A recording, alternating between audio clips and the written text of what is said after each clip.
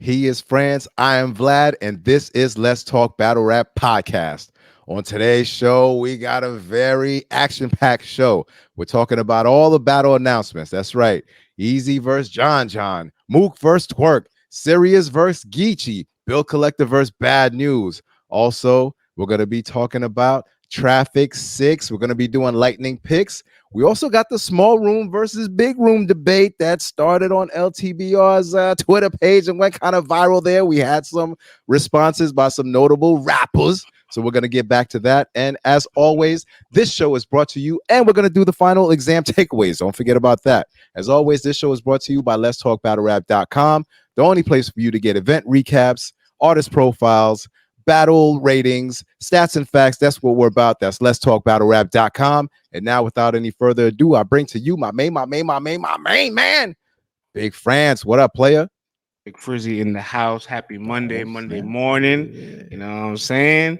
I'm very excited. There's so many battle announcements. You know what I'm saying? We got some battles coming up this weekend. You know what I'm saying? Traffic 6. I can't wait. We're gonna send Smo out there to cover Traffic 6. He covered Traffic 5 first as his first event, LTBR. He makes a year. You know what I'm saying? Now he's officially a sophomore. So on the rookie sophomore card, he goes on the sophomore side. You know what I'm saying? That'd be crazy. Crazy. My man's finally graduating, man. Congratulations, bro. No more cracking the whip and having to write about these mid-tiers, man. Come over to the top tier side, brother. You've crossed over now. Yes, we're going to give you your paddle. You can hang on the wall and all that. Let me not do that. I don't want tone, bro. Don't disrespect nobody. Let me not do that. I don't want to get that mail in the letter. The letter in the mail. I can't even think. Yes, take it easy. But, you know, we got a lot of announcements, Vlad. You know, we got, obviously, homecoming in the trenches. Yes. It felt like they were going back to back with their announcements. It's like homecoming. Come on, man. This was strategic, bro. Trenches. It's like, hey, listen, I ain't complaining. You giving me more content and battles to watch. I ain't complaining, but I see what's going on. I saw that, man. They dropped the first one. It was like, oh, word, they dropping? Oh, we sliding. They was like, oh, they just lit the block up. Oh, we going back. We sliding. So, listen, there's more battle raps for us, man. So go ahead. Keep on doing this tick for tack, Jordan. It's just more excitement. Thank you, fellas. Let me get this timestamp going. All right, man. Let's talk about it, man. Murda Mook versus New Jersey Twork. We have to open the show with this battle. You know man. I did a little bit of a monologue pod. I didn't necessarily give a pick, but I talked a lot about the battle, the backstory, their styles, what I thought about it. You know, I didn't really give a pick, and I'm ready to give it on this show. Oh, okay. All right. Should be pretty interesting. Subjected to change always. Yeah, man, especially if there's a face-off that we could watch and check their temperatures. But, you know, we'll get to that in a second. But, man, what an announcement. Not like we but now that everyone knows, another generational battle, you know, that we're seeing Mook go through. And it's back in New York. Last year, we saw him at Homecoming, lit the stage up with the current guy, the guy who's been carrying battle rap, which is Geechi Gotti. And the first time he took on one of the faces, it was Twork. And it's been the same thing. Mook can't do it. Mook can't do it. And now we have Mook versus Twork. Twork, who's been on a great run this year. He's gotten his thing together. You know, he's delivering. He's doing what we've always asked him to do. And you know, Mook's last battle was versus Big K. It was a good battle, but, you know, the general consensus is that Big K might have got the best of him, even though Mook still has supporters riding on his side. But this is all different, France. This is different, man. This is coming back to New York City, back to the Mecca, back to the place where Mook last got sturdy at. And on top of that, man, I feel like, and on top of that, I feel like with New Jersey Twork, no showing this face-off, France, we have a new wrinkle now. Like you've pissed Murda Mook off again. And last year, France, you were actually, I don't want to say you were the person who pissed Murda Mook off to that level where it was like no turning back and Geechi was going to get sacrificed in front of all of us. But last year, you pushed him. You know, you told him, hey, can't be, you're not going to be Geechi. Come on, man. This ain't going to happen. And then Mook went, huh? What? I'm going to prove you know, and he did that, France. So you know, I feel like now Twork has taken your place. Yeah. It is now pissed Mook off to the point where I don't know, France. I don't know, bro. You know what's funny? Like, 2 years ago, before when he was going to battle Reed Dollars on Black Compass, he had an interview and he said, and they asked him, "What do you think about rocking the stage?" And his response was, "Battle rap should not be concerned with rocking the stage, right?" And then at that press conference where me and him had this whole debate ongoing, on camera, off camera, afterwards, whatever, right? I asked him the same question. So, yo, a year ago you said we shouldn't be concerned with rocking the stage. Do you still feel that way? He's like, yes. Yeah. I'm like, all right, cool. Right. Then obviously he goes, he does the performance, he's dancing, and then he's talking about the battle now after the face-off. We're going to get to his interview after the face-off too. So he talks about it after the face-off that Twork didn't pull up to. And he goes, "Man, I was rocking that bitch." I'm like, "Oh, now you want to rock. Now you want to rock. Now you want to rock the room." You know what I'm saying? All right, cool. But listen, nonetheless, he proved me wrong. I didn't even think he could be electric on the stage, and he was. So I will never discredit that performance, all right? And I feel like he's always in this position where he's just being questioned or discredited, and rightfully so, because, like, some people may not be a fan of the content. Some people don't see him enough, or this is what have you done for me lately, sports. So everybody that's more active than these guys are more than likely always going to get the nod, right, from the people, But a lot to talk about, man. So we want to talk about this face-off yesterday that never happened. Listen, man. So I'm online. I'm waking up early because this daylight savings time has messed up my brain. I got an extra hour sleep. Hold up.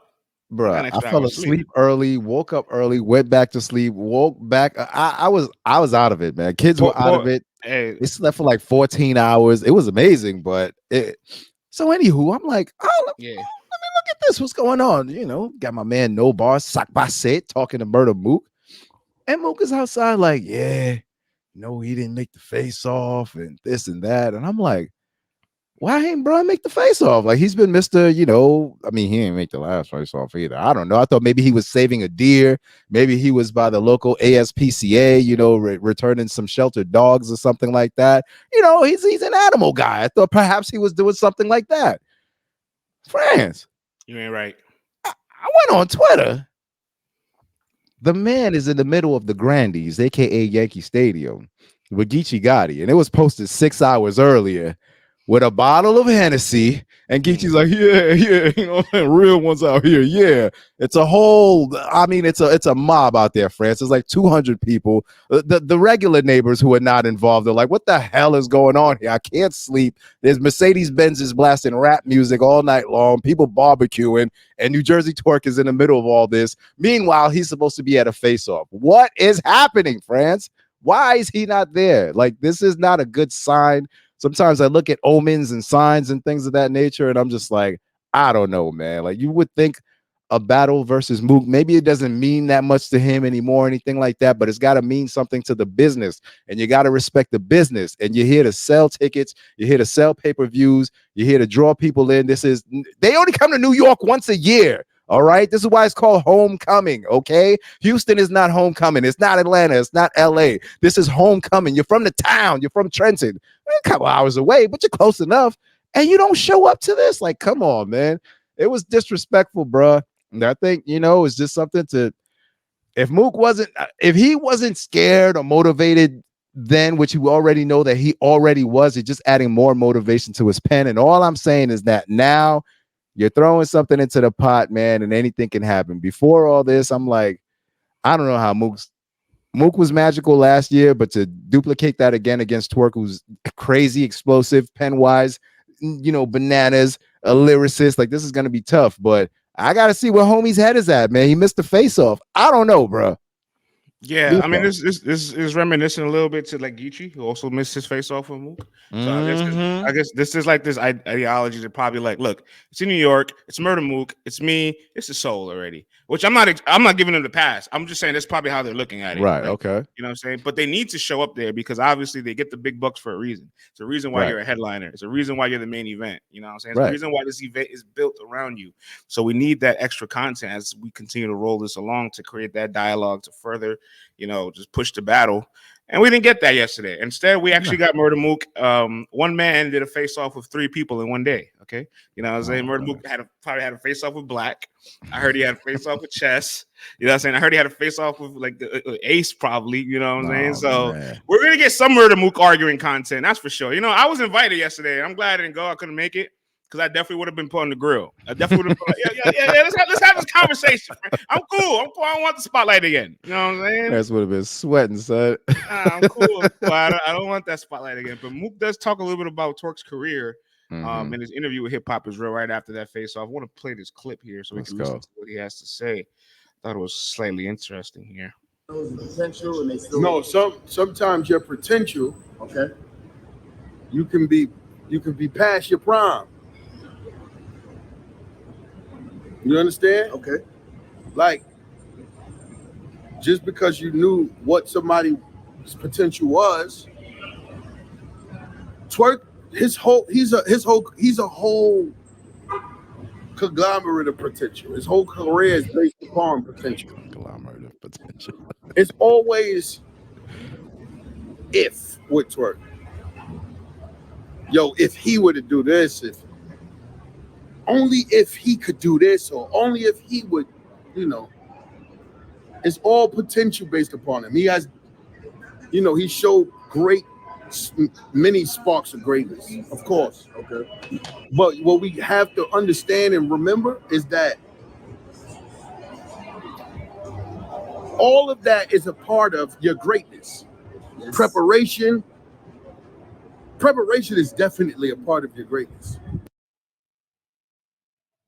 There you have it. Preparation is part of your greatness. You know what I'm saying? There's a lot more other things in that interview too. And I heard it got kind of spicy in the not so face-offs. So we're gonna see, man. You know what I'm saying? Well, I can't wait, man. At least I'm glad this time they didn't try to get a fake Twork and have a table flipped over on him and stuff like that. Like that was ridiculous. I don't know what in the WWF was that. But speaking of Geechi, how obviously he was with Geechi, and also Geechi didn't go to the face-off neither. Isn't it crazy that last year almost all of Geechi's big opponents are all the same big opponents that Mook Twork has battled this year? He's battled Mook. Geechi battled Mook last year. He battled Hollow. Geechi battled Hollow last year. He battled Jazz. Geechi battled Jazz last year. Very interesting. That's true. Hey, there's only so many people you could battle, man. But yeah, I don't know. I don't know what the excuse was, but I don't like it, friends. But as far as battle-wise, all jokes aside, it's still a tough battle because as much as I'm an old head New Yorker, and we all grew up on Murda Mook doing his thing and carrying the flag and the torch, and seeing him become victorious in New York again, it was a special moment, especially for New York battle rap.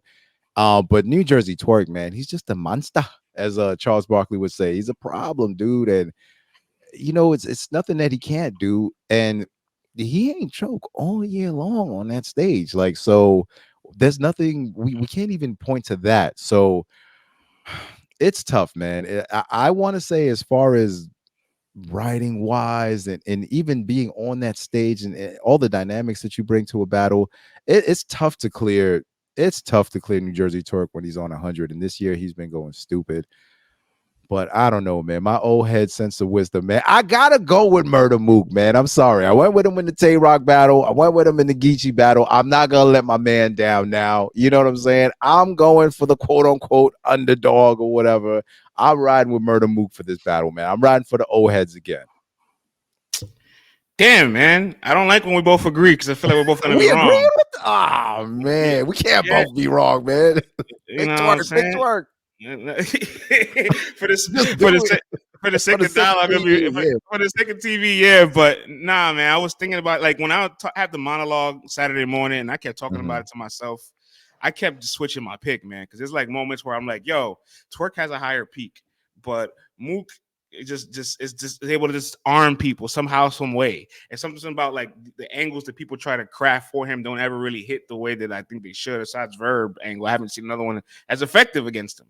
You know what I'm saying? But then it's like there's also some angles that Twork, no one's touched on with Mook. No one's talked about recording them Drake calls yet. You know what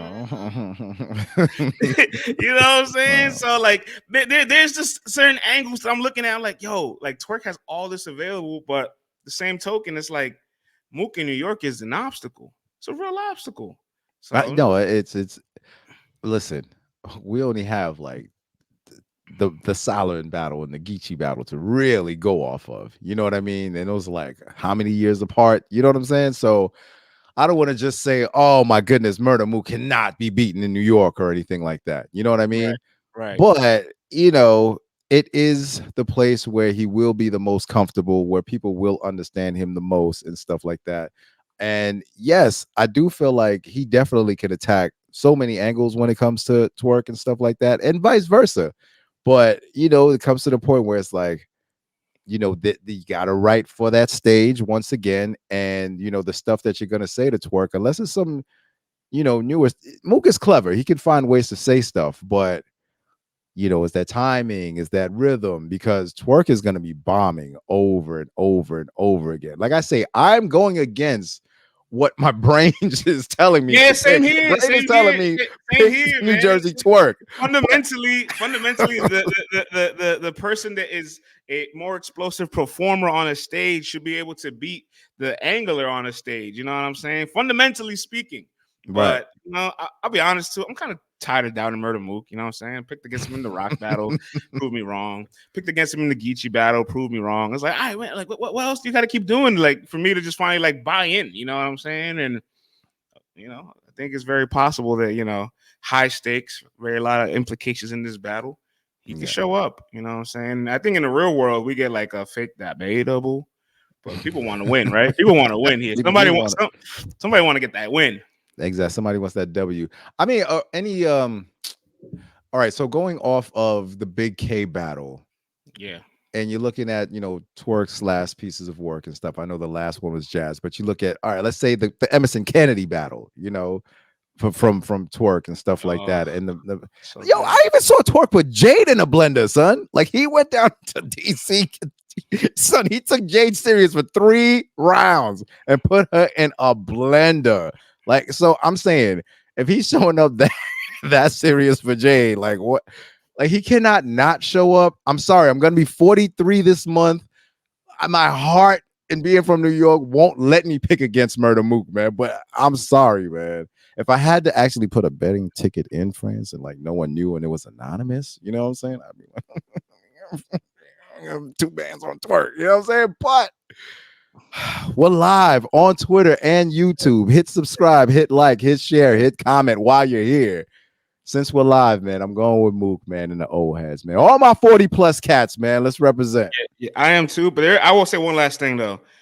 He's way more likely to airball on the stage than Twork, right? Yes, this is what I'm saying, friends. Me picking him does not make sense. Every time you talk it out, like you will switch your opinion. You know what I'm saying? Because it don't make sense, man. But it's another thing, Titus. I was talking to Titus about this, right? Titus like, yo, because we did the space on Saturday about John, Eazy, and Mook and Twork, right? And everybody's going for the favorite. He's like, bro, we've been here all the time. Like the favorites just don't automatically win. Like everybody just can't be right? I'm like, yeah, listen, man. Yeah, no, I feel you, man. So I definitely wanted to see the face off just to see the kind of energy they had, their talking points and things of that nature. But that ain't happened. So we'll see. But France, man, let's move on, man. Ruga dumping. That's the awkward transition to the next battle, man. So we ain't gonna play no games, man. We got Eazy, the block captain, versus John the Don. Pen in the trenches. This is Gutter City Productions. Collaborations with Bullpen or no? Yeah, they're both do you see the trenches? All right, I'm just saying, man. 2 local, last time. You know what I'm saying? Yeah, no, this. But these themed cards, because obviously the last one was New York and Harlem. This one now trenches versus Bullpen. These themed cards are very good marketing. You know what I'm saying? Yeah. And I hope they commit to that judge battle, even if it's not $25,000. Just make it a judge battle. All right. Act like it's 25, but make it judged. All right. Commit to that, because like that makes me feel like there's some real serious like. You got my attention now, man. You got my attention with that, because without the 25 on the line, it's kind of like, oh, Jay Black's in the building. What up, player? Good to see you, man. Happy Monday. Listen. Before the 25K, I'm like, all right, man, the battle's cool. I'm not mad at that. This has me intrigued. It has me more tuned in. Once again, man, the fight is fixed. You're going into the trenches. You're probably going to be somewhere in North Philly. There's going to be a bunch of goons on perk 30s and all that, a bunch of Bonnevilles riding by, and Mercury Cougars sliding, and a bunch of 4-wheelers rolling by. You got to go to his backyard. His Gutter City crew is gonna be there. And it's like, yo, you're stepping into Lion's Den right now, man. Like this is you're Daniel in the Lion's Den. But John, come on, man. He's war tested. He's a veteran. He's been everywhere. Matter of fact, he's been on the road all year. So I don't think, there's no hesitation to go into someone's backyard and stuff like that. But to convince me that John could walk out of that place with $25K in that building, man, it's going to be tough, bro. It's going to be tough. But, John is up for the task. And I am here to see it because ain't nobody playing games for no $25K on the floor, man. France, your initial thoughts? There's just no way. You know what I'm saying? There's just no. There's just no way. And you know why I say that? You know what I'm saying? Because talk to me. I don't like how John is talking about himself in this battle. All right, listen, John, I respect you a lot. I got a lot of love for John. I'm actually probably a John public defender more than not. I'm not happy with the way you're treating yourself in this battle. You know what I'm saying? He's talking about, if I'm such an underdog and this is a home game for him, he shouldn't lose a round. Have some fucking shame. What are you, Jag the Don? Whoa. Why are you pushing the goalpost back? You're an all-time great. You don't need any of these expectation curves to actually go out there and prove that you're great.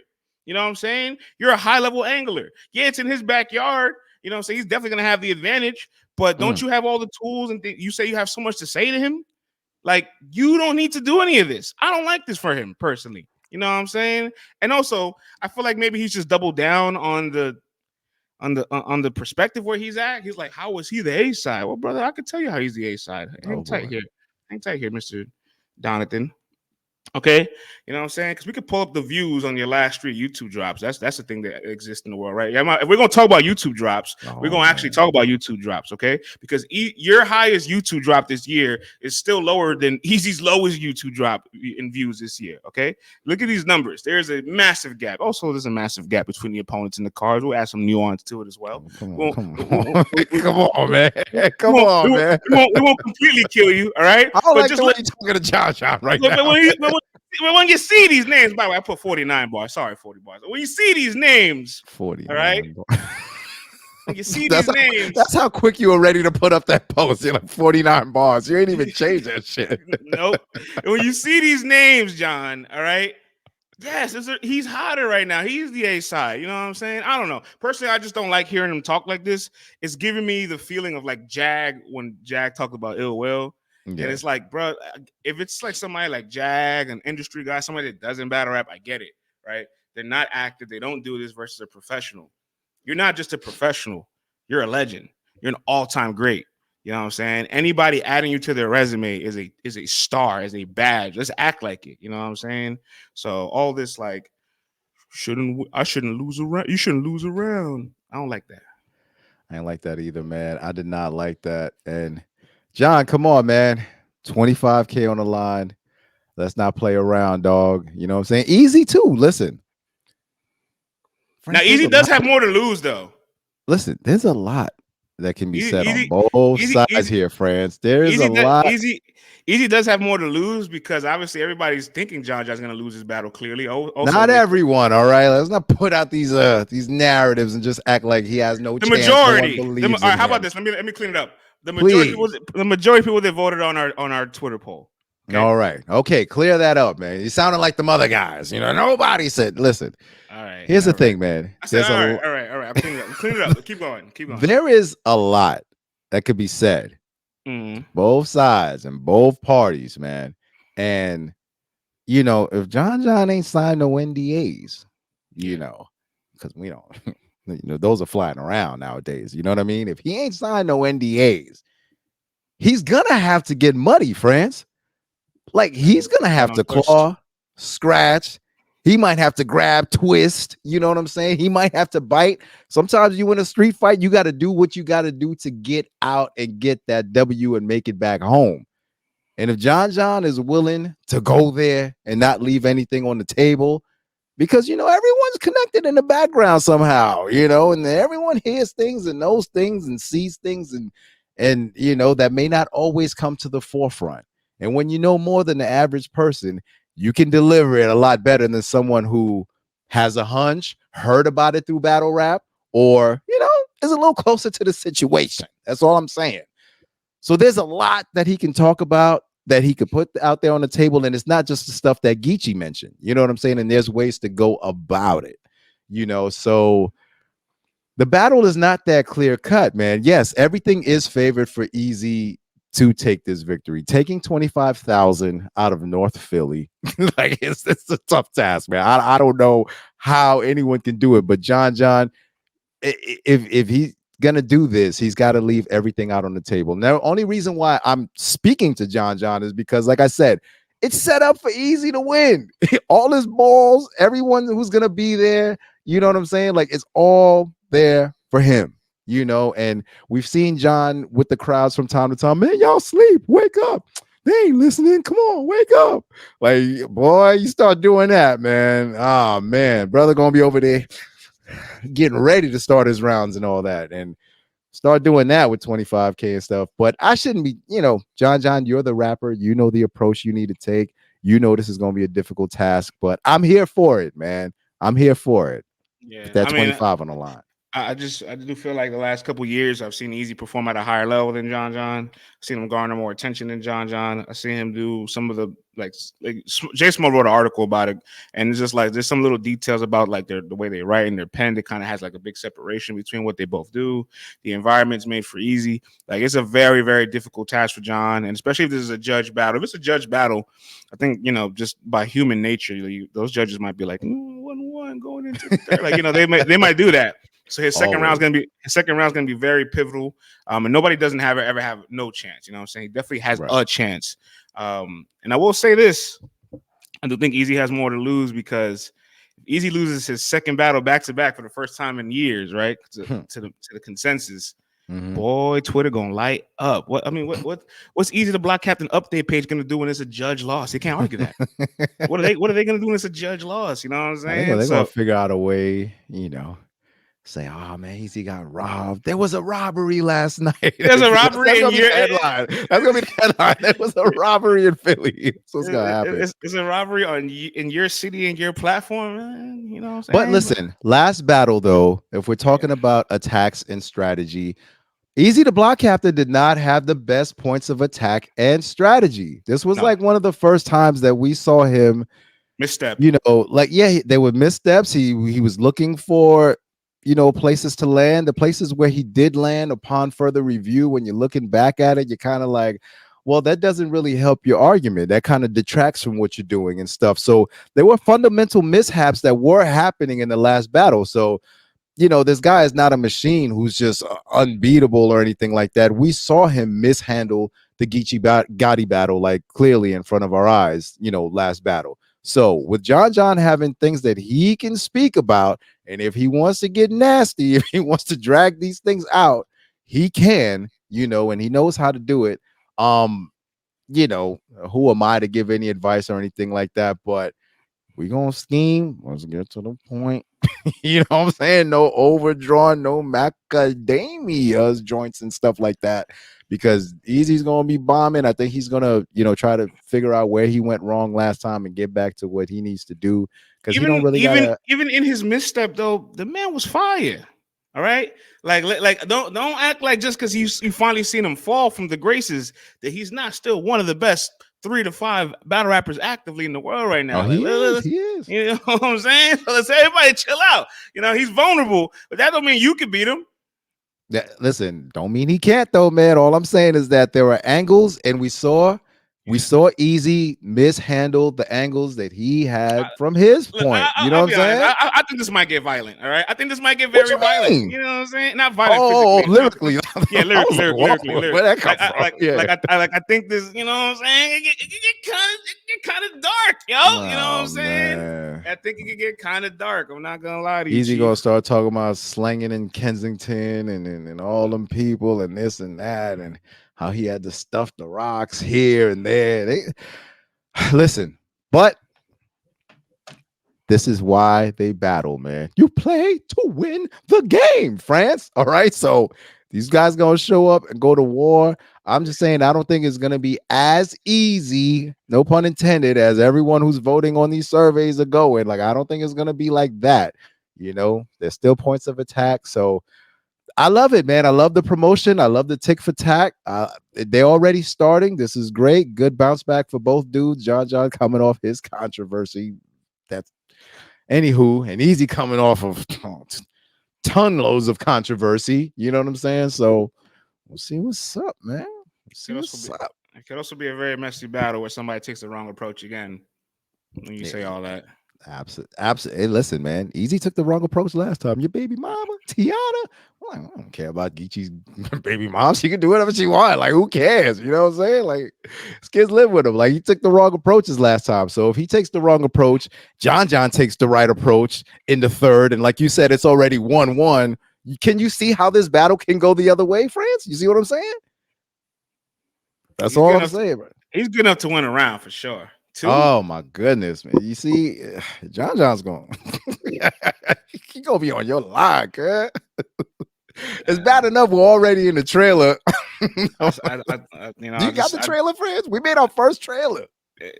We've been on trailers before too. Well, yeah, I mean, well, you were with the A-Ward Joe. I made my first trailer. I'm proud, man. I'm proud. Yeah. Still got more announcements. You know what I'm saying? I guess we'll go back to URL Homecoming as well. Geechi versus Serius Jones was announced. Here we go. I went back to watch Murda Mook's first round against Geechi. And when you see Jones just doing all the like the woo walking, you stop and realize, was he auditioning to be here for next year? Like, you know what I'm saying? Like, it was so theatrical that it just makes you say, you know what, we're gonna put you on this stage next year, man. And now this is a continuation of the battle from last year.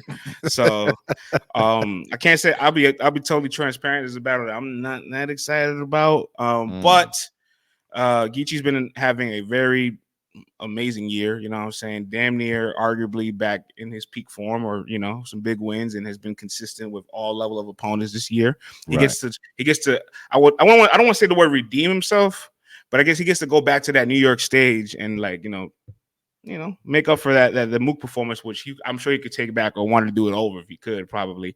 And Jones, despite some of the performances, whether they're being like, you know, entertaining, electric, favorable or not, one thing you can say about him positively is that he don't be losing battles. Not a lot of them, man. Not a lot of official battles. Continuation from last year. Yeah, you know, these guys were trolling each other back and forth. Jones had to go sit down. He had a situation out in Jersey. He's out now. So, you know, salute to him. He's moving around freely, doing his thing. And it's time he gets back in the ring. He's, you know, he's from the Smack era, another legend. There's a storyline that weaves through the first Homecoming. We got to get Geechi on the card because we know, Geechi just went down to Chrome, you know, did his thing. Went up to KOTD, and now he's back on Smack because I do what I want. You know what I'm saying? So he's back, and it only makes sense. You know, Serius Jones is out there dancing while this man was getting crushed out there on that stage. So it only makes sense. And on top of that, man, I mean, let's keep it real, friends. Serius Jones 2-0 against his EFB brothers. You know what I mean? You got JC up out of here. Yeah. I know it was a official loss. No, he beat JC. He beat JC. No, but he also got Rum Nitty to me, man. You know what I'm saying? I mean, it was a loss in the tournament. Hold on. We can't give you both. Hold on, it's a judge loss. Here we go. We caught him, y'all. All right? You know what I'm saying? We caught him. Oh my God. Here we go. All right. You gonna let me? Are you gonna let me finish, play? You gonna let me land? You gonna let me land? It's a judge. You gonna let me land? I that's why I put in quotations. You know. But we all saw that. The runway is full, man. Circle the air a couple more times and wait 15 more minutes. The judges said, "Oh man, we got to give it to Rum Nitty or Serius Jones. I like more of Rum's battles. There's no way I could give it to Jones. So they didn't give it to Jones, friends. That's what happened. All right. We all saw the battle. I'm sorry. Serius Jones beat Rum Nitty. All right. So it's 2-0. Against the EFB elites. 1-1, bro. You have to respect the laws. You have to respect the judge's decision. And in my person, I'm talking about Vlad's personal picks. All right. I understand it's a judge laws. Vlad's personal picks. The man's 2-0 against EFB. All right. Against the elites. Not the guys who are in the back, not the new recruits, not the guys who are patrolling the EFB hood. All right. Two of the generals, shot callers. All right. So this battle makes a lot of sense when you start to put these things into perspective. Now, with that being said, Geechi's having a great year. You know, he sees the graffiti. He's like, well, I'm still in this race. If this guy Mooks knocks off Twork, I've been doing good. Serius Jones is a legend. I'm back in New York. I kind of, cleaned up the dust from last year. I think he realizes, yo, man, this can't be 2 in a row. I can't let this happen. You know what I mean? And I think the way that Geechi's been going, man, I know Serius Jones is fresh out. It's going to be like the, first day out battle for him, but I'm sorry, man. Geechi's on a roll, and there's something about consistency and, man, having everything grooving. So I'm rolling with Geechi Gotti in this battle. It's got to get his get back, man. You gonna ride? They killed your cousin. You ain't gonna ride? Come on, Geechi. Got nasty last year, man. Busta Rhymes had to console him. You did good, boy. You was out there, but Murda Mook was bully footing you all over Flatbush, dude. Turn you into oxtails. You're one of my favorites. Hugged him for 40 seconds, man. You know what I mean? Geechi was like, yeah. Busta said, you did incredible. He bust your shit, but you was amazing. Hey, yo. That's what he said. That sounds great. That's exactly what he said, though, verbatim. I know, but listen, but he was holding him too. He's like, I know, that's what makes it worse. You was amazing. He busted your shit, but you was amazing, dope. He was amazing, dope. The way you was up there just getting killed with class, dope. I watched him for 3 rounds, just murder foot you all around, drag you around the ring like a bunch of bully footing, man, story, stew, chicken, oxtail, aki, and saltfish, but he bust your shit wide open. You was good, though. Let him go. What's going on here? Geechi was confused. He's like, get this man off me. But I fuck with you, cut. But it was crazy. No way that happens this year. He does not want to be hugged by Busta Rhymes for 2 minutes getting that consultation. So he's gonna win this year, man. He's gonna win this year. Not at all. And shout out to Titus, staff at LTBR in the chat. Yes, you know what I'm saying? So I'm saying he was not a benefit of the daylight savings. He had to work an extra hour as an overnight worker. You know what I'm saying? So he was dying at work. It's like, what? Titus woke up like, God damn, man. Still here. Shit, man, I've been sleeping 4 hours. It's still 2. Yo, why you said that, France, man? Shout out to all our overnight workers. Shout out to all our truckers on the road. Shout out to all our people who work hospitals. Shout out to all our security guys. Yes. Shout out to all our guys who work construction. Yes. And the women, everyone who's on the road, you know what I'm saying, man, and tuning into us, because a lot of people always tell us, yo, you help us get through, our work shift, finishing up and stuff like that. So we want to salute everyone for always tuning in, and hit that like, subscribe, and share this. Let everyone know that we are live on Twitter and YouTube. If you want to comment, go up in the YouTube comments, man. We'll see you there. Elon's still trying to charge for people to speak, but we ain't with that. So we want to give it to y'all from both ends. Pause. Here we go, Frank. Trying to charge you to speak. I ain't with that. If I gotta leave a comment, it's gonna come with a kickback. Nah. We got one more announcement. We got one more announcement from the trenches as well. They bombed back. You know what I'm saying? Everybody bombing back with announcements. And the second announcement for the pen in the trenches. Drop your location. Bill Collector versus Bad Newz. You know what I'm saying? It's fun battle. Yeah. Nice clash for the theme. I'm surprised it never happened before. It's one of those battles you're like, oh, okay. Right? I'm like, this battle ain't happened somewhere in the gate somewhere, something like that. Yeah, it's like, I didn't know I needed this, but I need this battle now. Yeah, I ain't mad at this battle, man. Bill Collector is one of my all-time favorites. Bad Newz been doing his thing, man. He's focused. He's energized. Did his thing in the Bags and Bodies crib. And he's been consistent. He's been consistent. I definitely will say that. Gives you moments, gives you flashes, but you always know what you're going to get from a Bad Newz battle. And I do like this battle in this environment, in a pit style. It's not a stage setting or anything like that. So we get that grimy feel, and, no one has to worry about all of this extra performance and things of that nature. But these guys are natural performers, so you get the best of both worlds. And, man, Bill Collector, back in PA, back in the trench, on the trenches in Philly. That's a tough nut to crack, man. I'm sorry, man. Bill Collector is just too ambidextrous with it, boy. Like it's just too much, man. It's too much, bro. I feel like those hyper aggressive, like K Walker, like show off, like Bad Newz, like they thrive in these environments, right? Because it's like they like just unleashed so much energy into the room that you were just like invested into like whatever bar they have to say, whether it's super intricate or just a real gritty bar. And it almost like just damn near like it's something you just have to be in person for. You know what I'm saying? I was there for Bad Newz versus J2 Midnight Madness, and it looked like that man couldn't like just he was on a cloud, bro. You know what I'm saying? So yeah. That's why I'm excited about this battle, man. Both guys are small room gurus, man. They know how to do their thing. So this is a dope battle. Good battle to fight back with. And once again, you got one bull and you got one guy who's, you know, from Norristown right there. So could represent the trenches too. So I like the fact that they are keeping it, you know, regional, keeping it to, hey man, I got my guys, you got your guys. You don't got to bring guys from, you know what I'm saying, and make that happen. So I'm looking forward to it, man. They got their own talent and they're like, yo, let's make this happen. And on top of that, man, it is a D Gooden in the building. What up, player? Read between the bars. What up, man? You guys are wilding. But I do like this battle, man. It's gonna be a fire joint, though. I feel like I haven't seen enough Bill Collector battles this year, so I'm excited for that. You know what I'm saying? Man, Bill Collector's been falling back, man. You know, Bill. I don't know. I saw a shout out to 3. I saw a Bill on PSA Reloaded, and you know, you guys can go check out his interview and what he's been going through and why he chose to fall back. But Bill Collector coming back, I definitely welcome it. So looking forward to it, man. It's going down. I like this.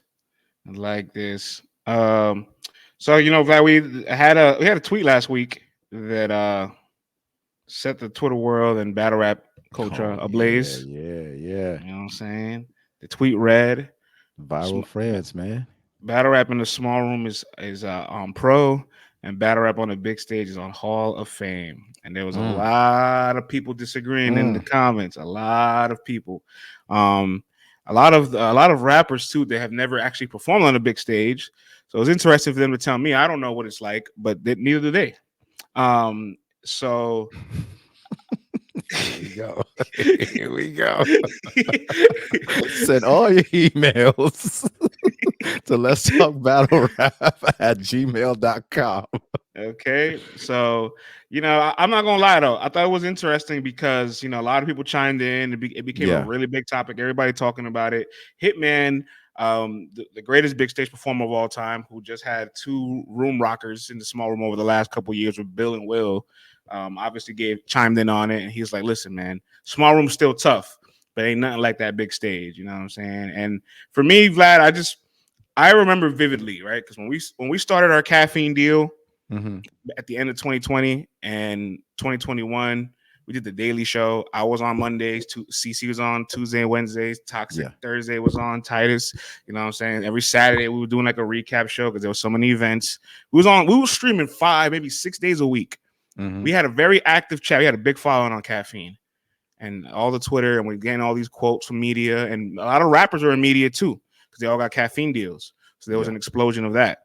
I remember vividly at that time period, everybody downplaying the rookies, the UM1 class, the Fonz, the Eazys, the Six, the J's, the Chaos. You know what I'm saying? They were downplaying B-Dot's prime. They were downplaying Chilla Jones' Champion of the Year run, all because we hadn't seen it on the stage, right? And we had Max Out 1. I don't want to make this too much RB URL thing. It's not necessarily RB URL. It's just the discourse around the stage and the way people feel about it. Because we had Max Out 1 in March of 2021, and URL doesn't come back to a stage all the way till August, right? So you got March and July. They do Max Out 1 and 2, and everybody's like, the big stage is back. I'm so happy. This is what battle rap really feels like. This is great. We also had John and Ace. I mean, not forget that too. That was a big. That was the first event after first big return. First big return, you know what I'm saying? Like, everybody's just so excited. Like, this is what it feels like. This is where it's really this and that. This is where the stars are made. Surf is like, even I'm like RB, like, oh, Max Out stage looking kind of good. And now all of a sudden, this shame for the big stage, like as if we could abolish it and we don't need it. And I'm not here for that because years ago, y'all were shaming the small room. No, you're absolutely right, bro. And am I lying? Here's my thing, right? And I think, you know, I think some folks get it twisted and thinking that by saying one is Hall of Fame, one is what you call it, All-Star, not All-Star, Pro and Hall of Fame, Pro and Hall of Fame, right? Both very, very difficult, right? But here's the difference, though. when you're on that big stage, there's 1,000, 1,500, 2,000 people in front of you. There are so many variables that are going on that you have to control, and you still have to deliver your bars, and you have to say things the right way, the right timing, you know what I'm saying? And you have to make this stuff happen with so many things not in your control anymore. When you're in that small room, it's you, your opponent. You know, if there's 50 to 100 people in there, you can get them to stop as quickly as you want to, continue. But man, when you are on that stage and you have to galvanize 2,000 people to get back on your side after somebody hit you with 18 body blows, 7 headshots, you know what I'm saying? And you're barely standing, and now it's on you, and you have to command them and do all of that and make everyone go crazy and still be lyrical and still do all this other stuff. There's just so much more that you have to do to captivate it and still be a dope lyricist on that stage than in the small room. Now, the small room, perhaps it allows you to be more of who you want. You can get more into some of these flows and stuff like that. But that big stage, though, man, like there is no pressure like that big stage. I'm sorry, man. Like it doesn't match up, man. Like that energy on a big stage, what you got to do is just it's too many variables. Yeah, I'm not gonna lie. Like, as a non-rapper, calling a small room easy is a bit dismissive. It was for social media, you know. Take it easy. It worked. It worked. It did its job. Did So its job. I wouldn't call it easy per se. I just feel as if we all agree in the culture that everybody's style can't translate in the big room, but every rapper at some point has had to rap in a small room to get to a big room. So if everybody can do one thing and everybody can't do the other, there is a gap and a separation in Right. skill and talent. And Right. don't act like being able to move these concert like arenas with 1,000 to 2,000 plus people is not a skill and a talent. It requires an extreme amount of diligence, IQ, patience, timing, pacing. You know what I'm saying? That I feel like everybody's not meant to do that, and everybody does not have the capabilities to do that.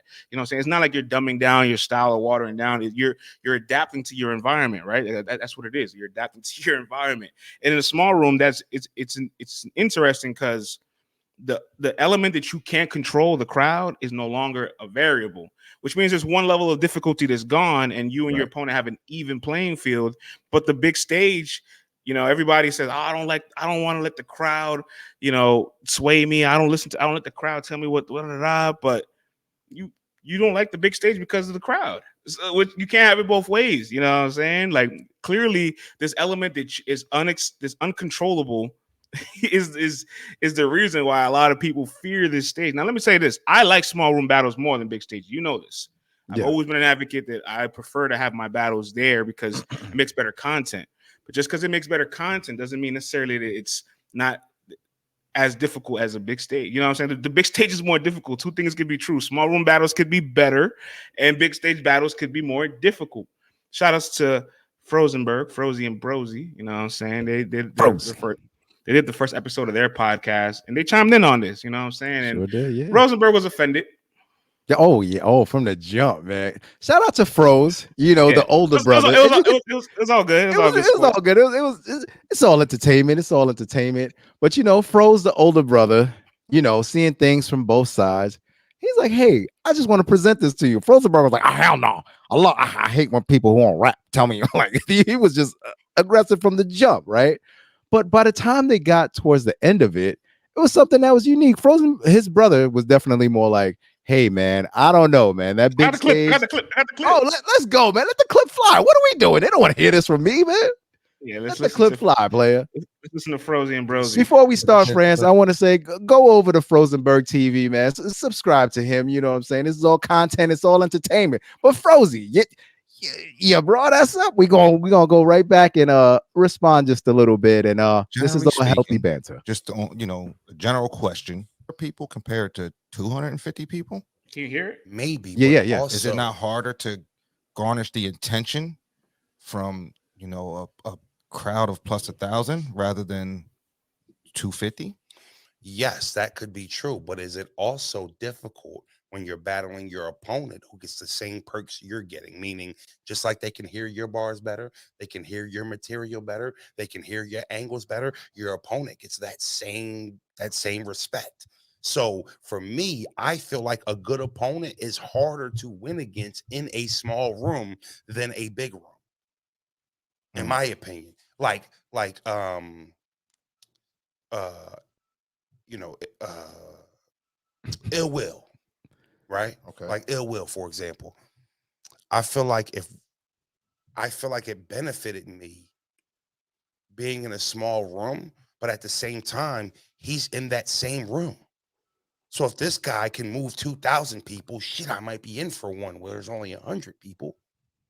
He might tear this room up. Okay. When there's so many opinions in the crowd, 700 people might have thought that was fire. 300 might have thought that was ass. I don't know. I just feel like the small room battles are much more of a vibe, and the other one's a celebration. It's a big show. You know what I mean? That's why they do. It sounds easier. Easier what, in the small room? Yeah, the way you're explaining it, you're explaining it like it sounds easier. But I'm telling you, as a person who's been in the ring, that it's not necessarily easier. It's not. Okay, I'm saying the way you I just said that it. your opponent gets those same perks. I think a good battler is harder to beat in a small room. One thing, France, man, when they were done, they were like, yo, remember when you got off the stage versus a Ward or whatever on that big stage on Max? Show off. I'm sorry. Bro's like, yeah, what do we do after that? Oh man, we was popping bottles, man. We was celebrating, we was popping bottles. They was like, well, what about after the small room? Not really bottles. Maybe after the Ill Will one, which was like, and he was like, after Charlie too. I was like, wait a minute. After that third, y'all was popping bottles after that third, Frozy. I don't know.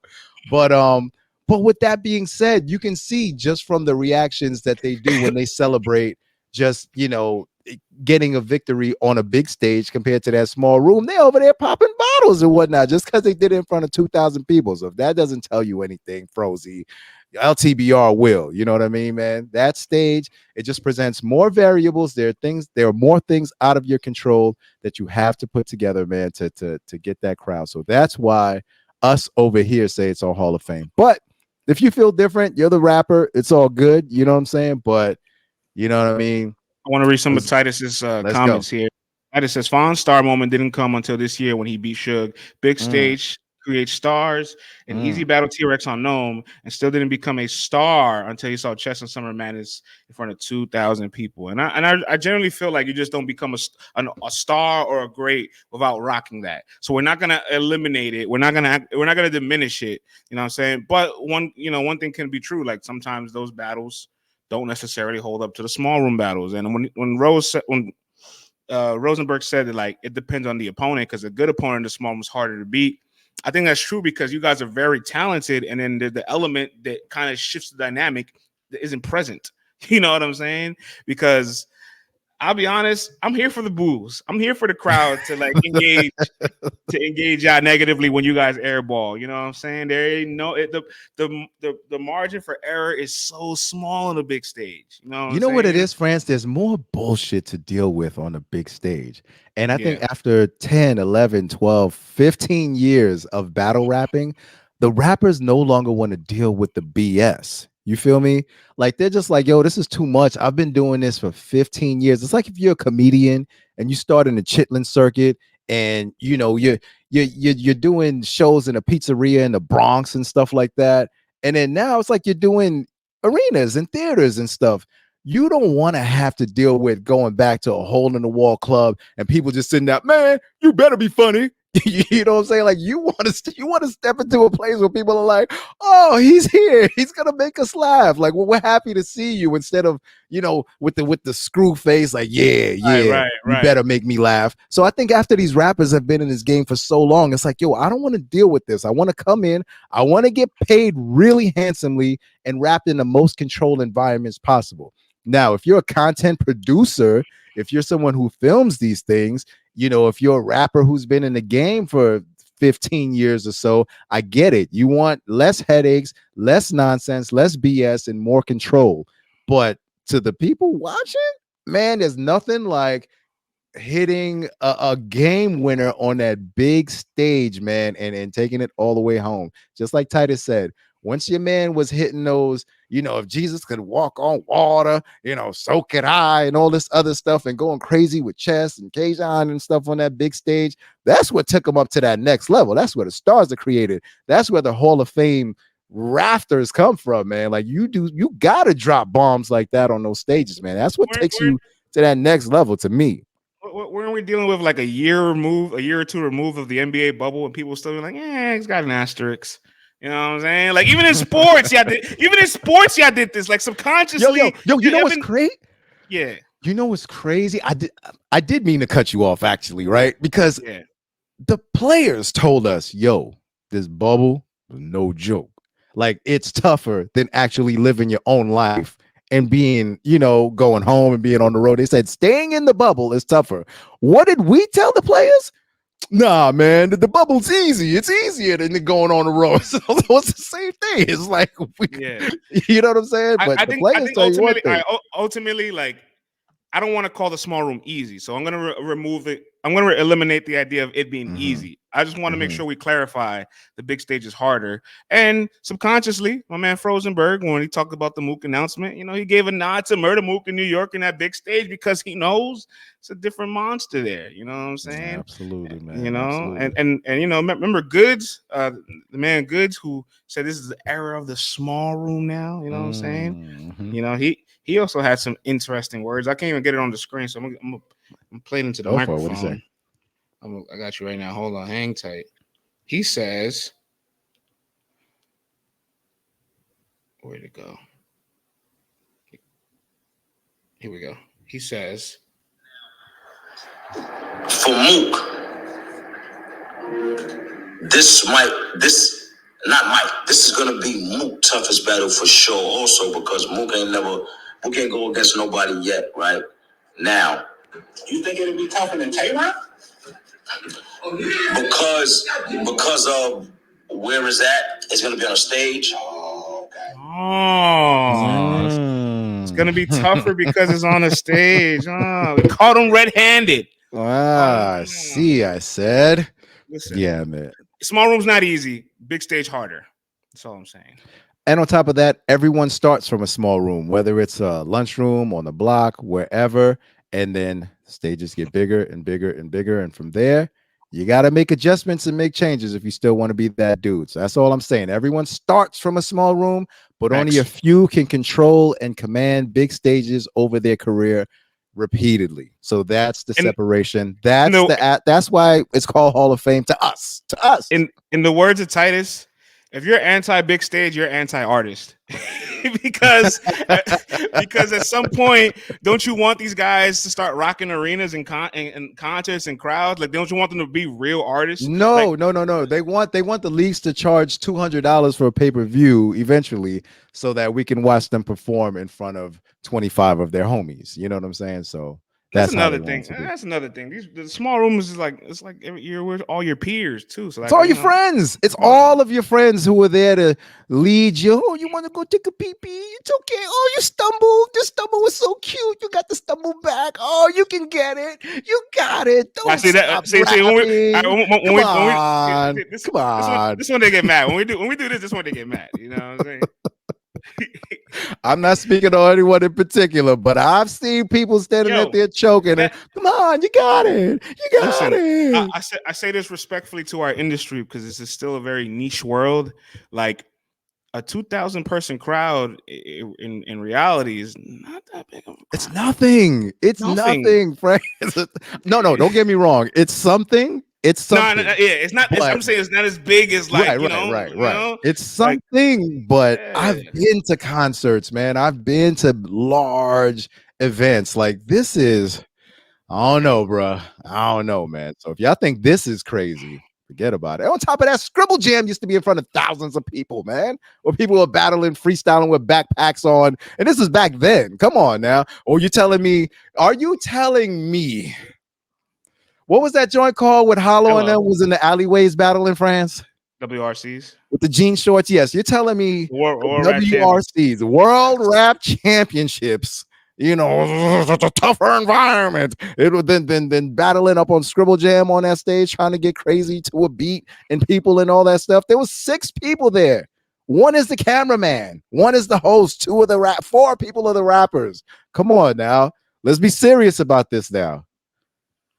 All right, Gene Short Nation didn't have that energy with Scribble Jam. You know, no. They love Scribble Jam back there. They love Scribble Jam when Illmac was 15, rocking that stage. They love when Iron Solomon was out there. They loved it back there, but now it ain't Hall of Fame anymore, man. Nope. No. Okay. No. Yeah. I'm done. Yeah. The Glock twisting. Let's go, friend.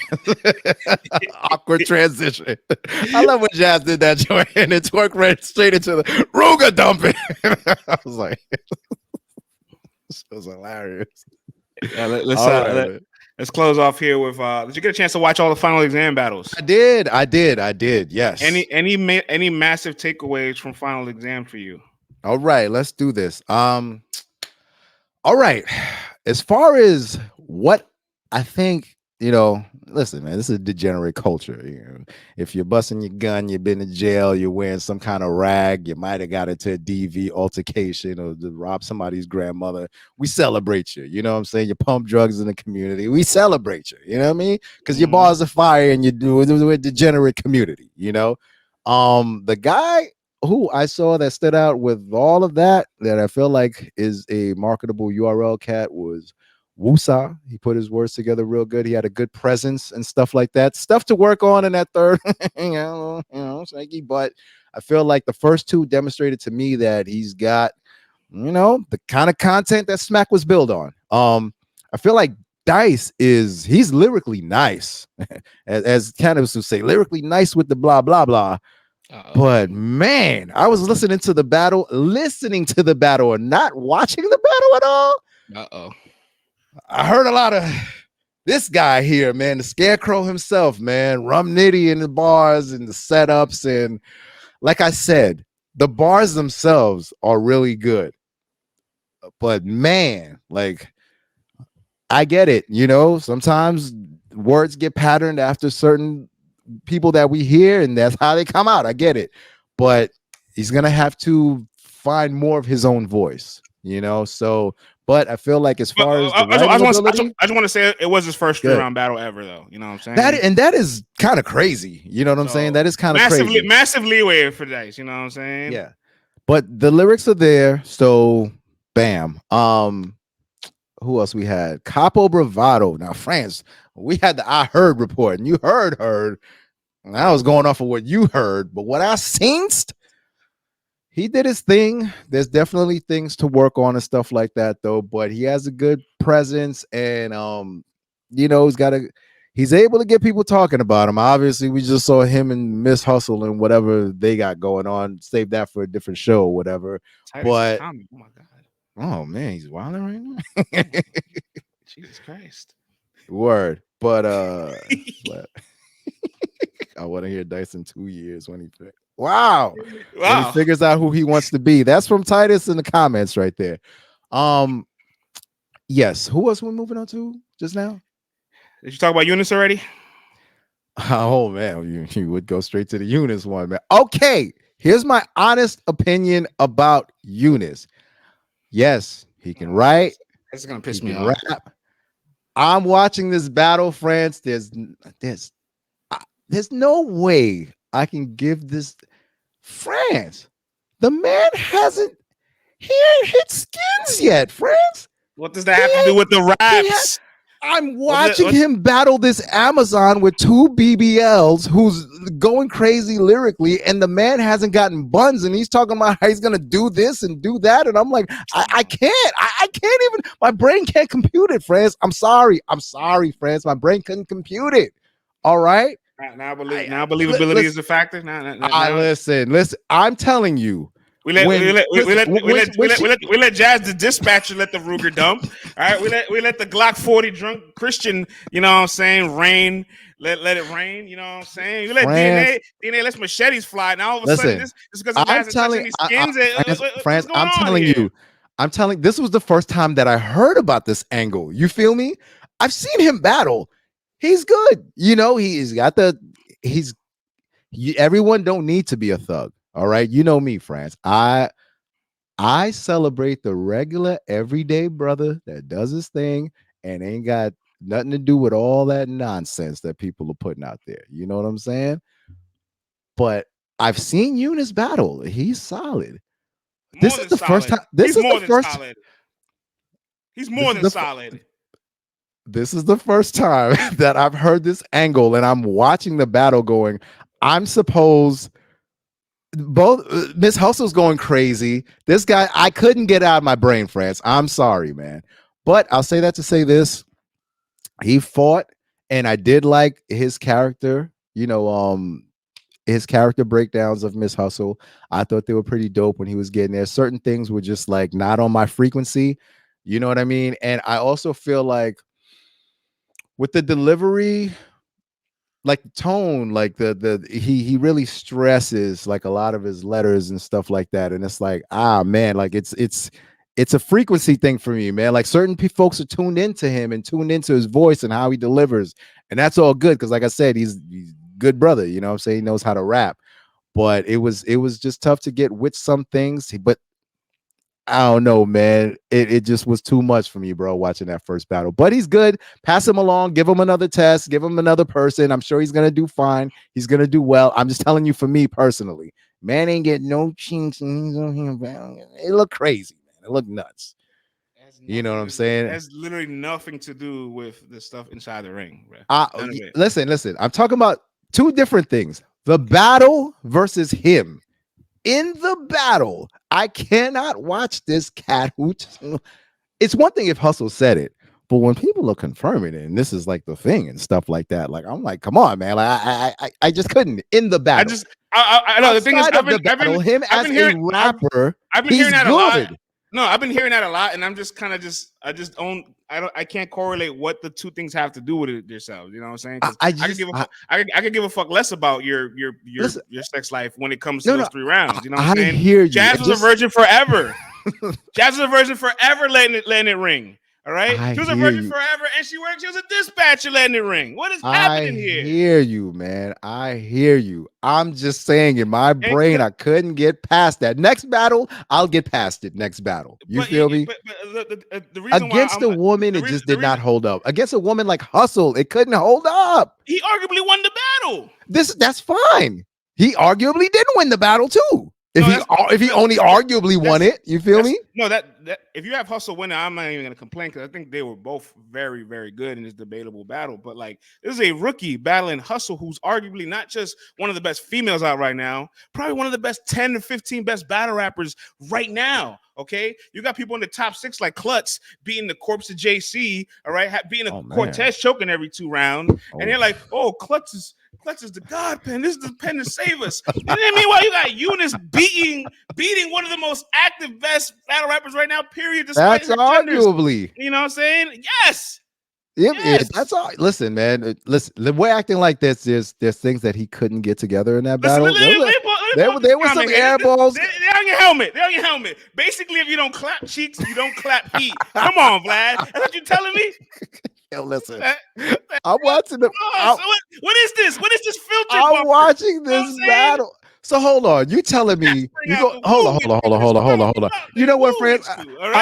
I'm glad that you figured out how to put these comments up here. Shout out to JP, who's been one of our day one supporters. Yeah. But you mean to tell me? All right, let's play this out in our brain. Let's use our imagination. So you at the crib. You got Max in the closet. You got the Desi under your pillow. You got the nines in the bathroom. You got all this and you ain't getting no chicks. You just got all this heat in your house. You live in this wild lifestyle. You on the road with thugs doing all this kind of stuff, and no buns is getting clapped at the end of the night at some point in time at this stage in your life. He ain't 13 or 14, man. He's in a game full of savages. He ain't got no chase up around clapping. This looks crazy in that battle versus Hustle. Now, all that apart, his writing, he's good, man. His references, I like the fact that he doesn't use all the stuff that everyone uses. He's in his own world and he's not afraid to be that. So he's cool being himself.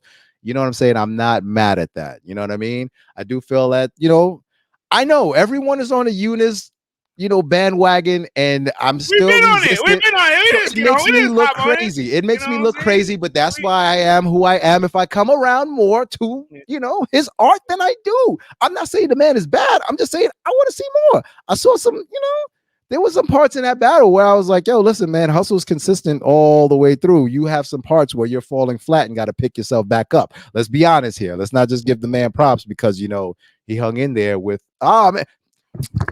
PSA Reloaded, man. It's your boy 3-Letter, man. Subscribe to the channel. Y'all see the name of this show, man. It's our guys. You know what I mean? Friends, when's the last time you sucked toes, brother? You know what I'm saying? PK in the building. My God. Oh. I gave 3 called me for some tech support yesterday. Yo, 3, we old cats, man. You know what I'm saying? We need that tech support. Yes, love that mob sweater, man. 3, we need you on the show, 3. Yes. All right, man. We need to make this happen. No days in life or promise or guaranteed. We need to make this LTBR PSA Reloaded collaboration happen, man. Before the end of day, before the last days, like Onyx that came out in 1995. Sticky Fingers, Retro, Sun Seas. You know what I mean? So, hey, listen. Shout out.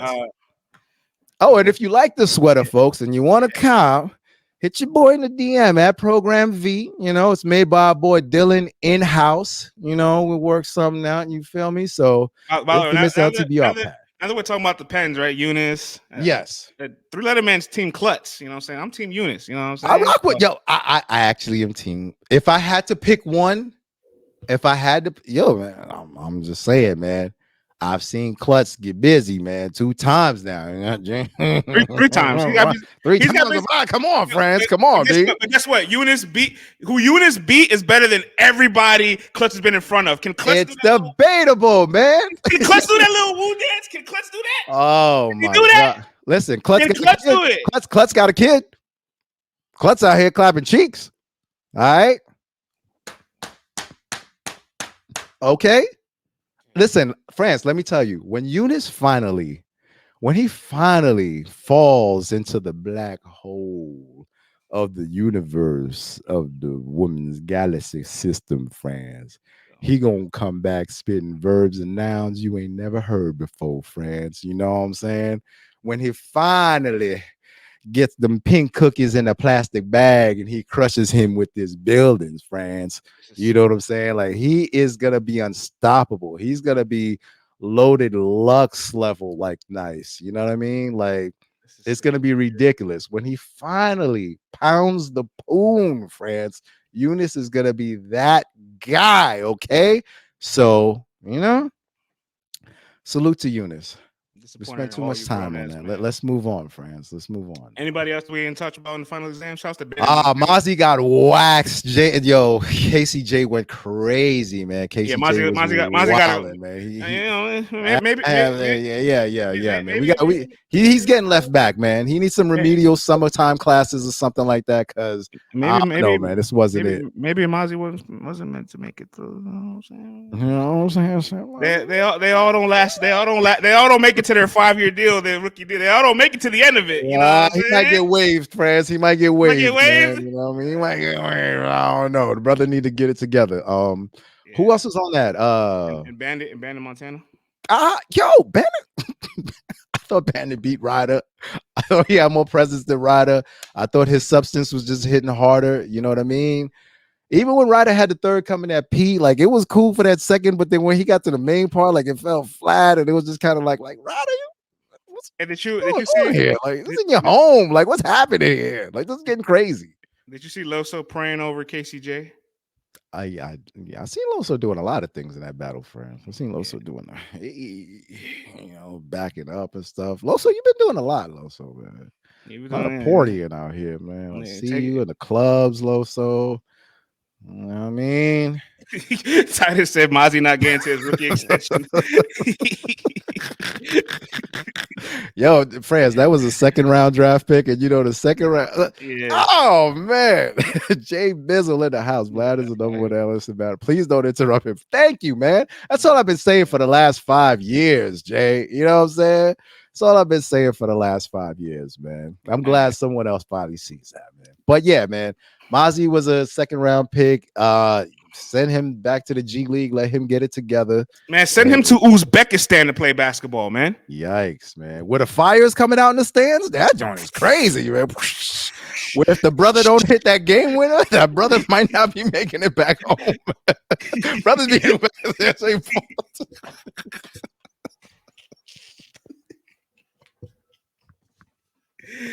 Oh shit! Sorry, Mozzie. I do not believe.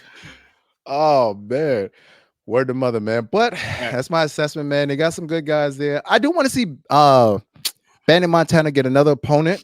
You know what I'm saying? Yeah. Because I felt like he definitely handled his business versus Ryder, who was in his backyard. So yeah, good showings from the guys, man. I wasn't really mad, man. Yeah, we'll see them all again in rookies versus sophomore card. I hope they market that card very well because I want people to know the distinction between the two classes. Yes, and yes. I think it's gonna be in martinis, and I'm kind of tired of martini madness, man. Oh man, friends, my computer froze. I'll be right back. Go to solo. I'll be right back, and we'll close up the show.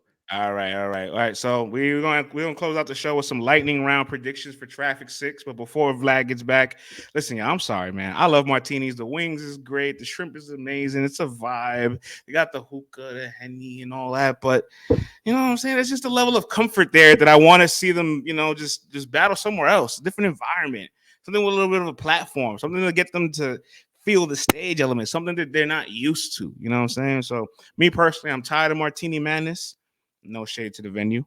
It's just everything's been there. So I'm ready to see them do something different. You know what I'm saying? But who knows? You know, if you're getting a free venue, it's hard to say no to that, right? You know what I'm saying? All right, Vlad is back. And we're back.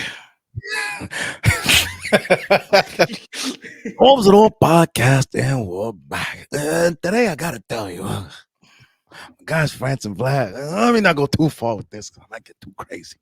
But yes, man, we're back. What are we closing off the show with, player? Traffic 6, man. Oh, here we go. Traffic 6 is going EFB down. versus everybody. This is literally an EFB card. Like literally, dead ass. Like this is unruly. I've never seen. Come on, man. What is it? The dot mob deal, man? You get Rex on the card. You gotta get Shine on the card. You gotta get the Geechi just say, "Yo, take 10 off top and just spread it to my guys." Like, what happened here? Like, oh, that's disrespectful, man. I'm sorry. I'll take that back. Wait, no, Brandon's on the card. I won't take it back.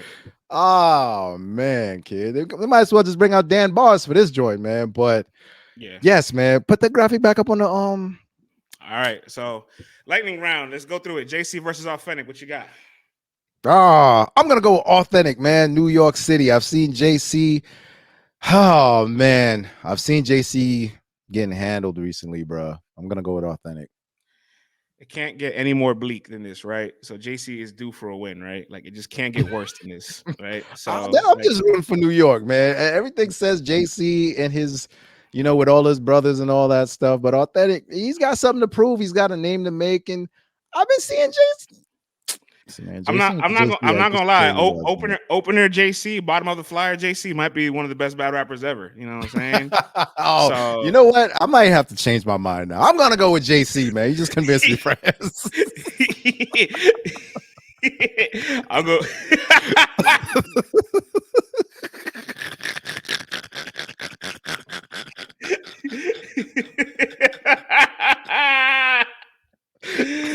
Oh shit! Shout out my guy Temp Check in the building. You know. Oh man, what up, Temp Check? Hansel versus Suge, man. You're not gonna convince me to change my mind on this one. I'm going with Suge, man. But I am.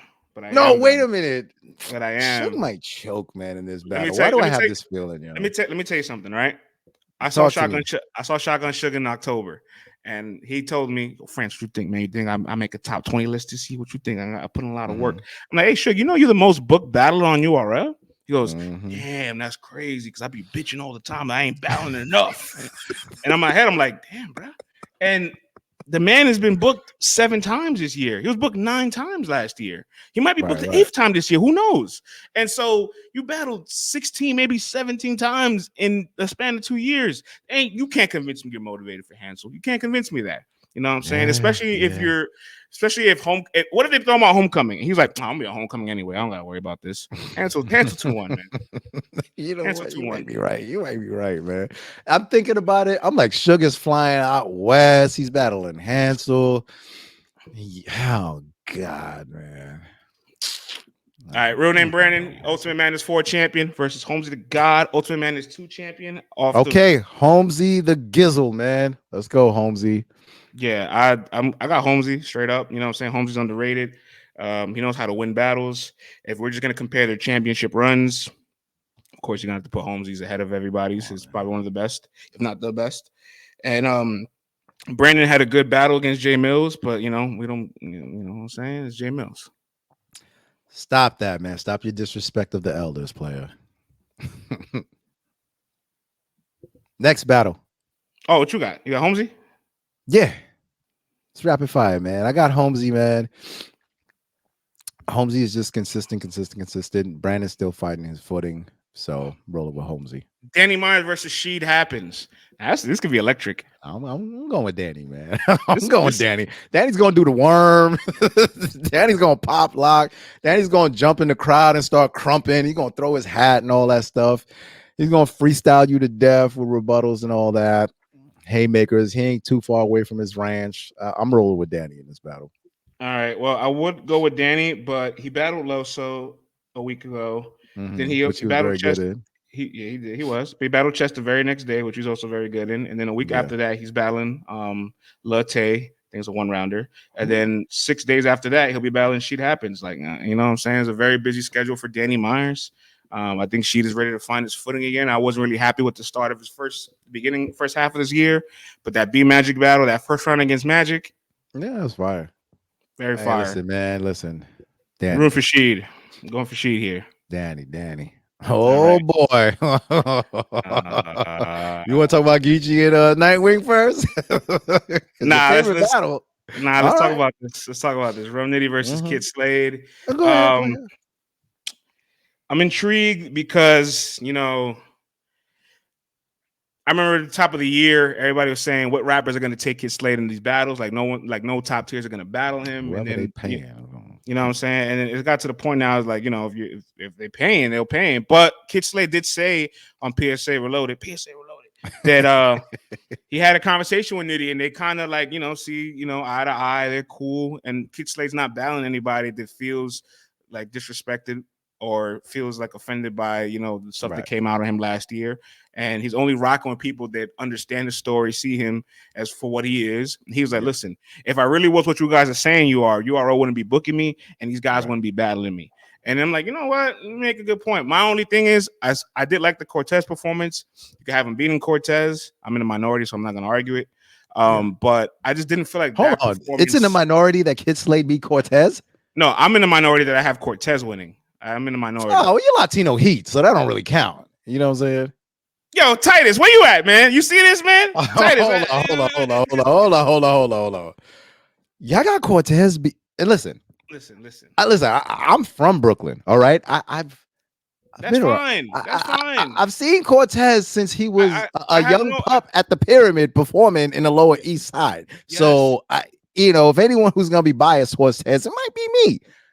Yeah. There's no way Cortez won this battle, France. Oh, bro. That's why I just say I'm in the minority. I don't want to argue it. You know all right. Okay. You know what? I cannot argue that with you. Your opinion is your opinion. My bad. I'm just shocked. That's all. I apologize.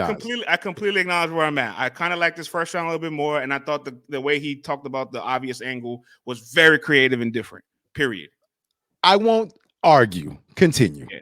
So, but regardless, I just didn't feel that Kid Slade performance was like I didn't watch that thinking this could be the Nitty. You know what I'm saying?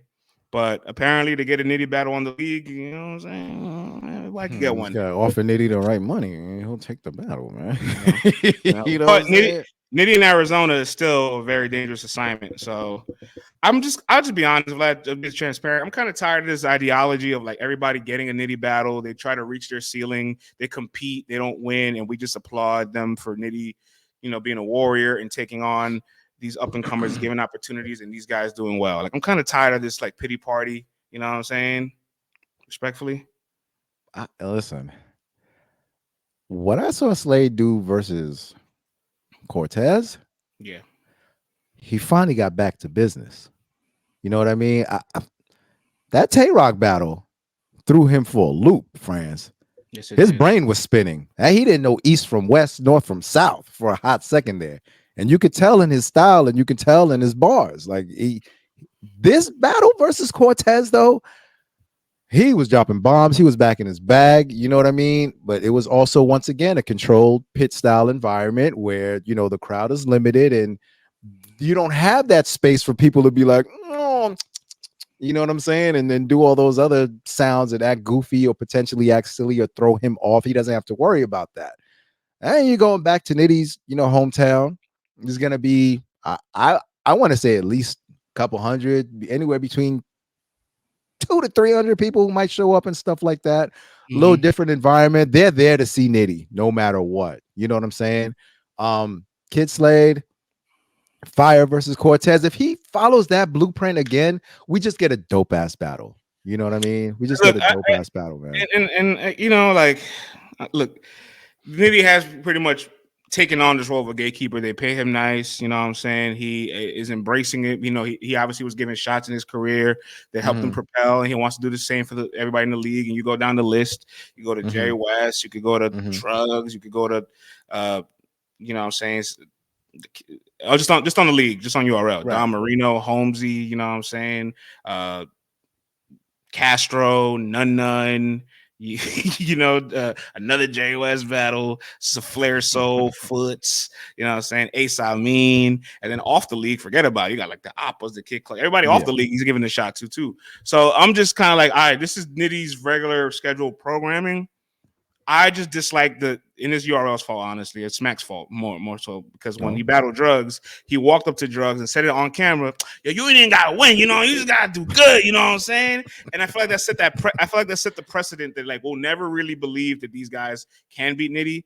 And by the law of average, if you take 10 of these guys, 1 or 2 of them are gonna pull the upset. You know what I'm saying? So we're waiting to see who can pull the upset. But there's always like this discourse of like, you did good, you did very good, and it's like a win-win, and there's no risk, and there's like, I'm getting tired of it. You know, man, I feel like Nitty is almost, this is going to sound weird. It's almost like he's a content creator of battle rap, where it's like, you're here for, I've never heard these bars, I'm here for them. And then whatever else happens in the battle is like, I'll take it. You know what I mean? But it ain't his fault, man. He delivers what he delivers, and these are the expectations people have. No, I'm not mad at. I'm not. But I do hear you though. I hear what you're saying. It's not like when you're announcing a Nitty battle, it's never really 2-1 this way, that way, or whatever. It's like, all right, man, we're here for the content. I'm not even asking him to be brand conscious or nothing like that. I'm just kind of tired of the discourse, and this isn't attacking URL, Nitty, or Slade, because obviously anybody getting a Nitty battle is going to say yes. Nitty gets the amount he wants, you know what I'm saying? Single father 4, he holds it down. He's going to say yes to the right bag, you know what I'm saying? So they're going to work. They're going to be workhorses. That's fine. It's just the discourse around it where like, there's never no implications. There's never no risk. There's never no, like, and all the names I just listed, majority of these guys didn't even propel their careers afterwards. You know what I'm saying? Hey, man, they're creating content, bro. They're creating content, man. All right. Well, that's what it is. That's what it is. But I got Nitty beating Kid Slade. Yeah, me too, man. And I was gonna say in Philly. Oh my gosh, in Phoenix. In Phoenix, yeah, man. Back at home, but it's gonna be a good one. If he's in that Cortez bag, we'll have fireworks. Main event: Geechi Gotti versus Jay the Nightwing. Very, very, very challenging battle for both parties. You know what I'm saying? I think this is a very, very difficult style clash for both of them to write for, because listen, man, Jay the Nightwing's performance against Mathflex is a showcase why we revered him so highly during 2020, 2021. Yeah, and it took a little bit of a drop off, or found it was a little struggling with motivation at times, a little inactive. But listen, when he's on, he's clicking. His pen is potent. His presence is sharp. It's unique. It's original. It's different. And Geechi Gotti's just he's just on one of them runs again this year. You know what I'm saying? Gonna end the year with Jay the Nightwing and Serius Jones. Yeah, man. I really do feel like with him being on this run and it also being Jay the Nightwing, and Geechi's like, yo, I gotta throw alley-oop to my West Coast brother. He's not officially EFB, but shit, might as well be. You know what I mean?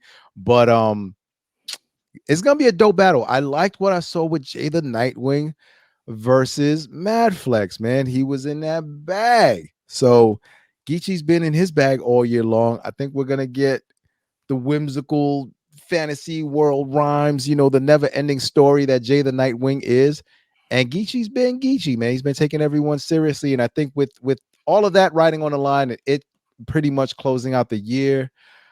Oh man, he's got to be on point, man. This is gonna be a dope ass epic West Coast classic. I'm calling it right now. With Geechi Gotti edging it live and on playback. I have to watch it back closely to see what Jay the Nightwing was really spitting up there, though. You know what I mean? But I think it's gonna be a dope West Coast classic.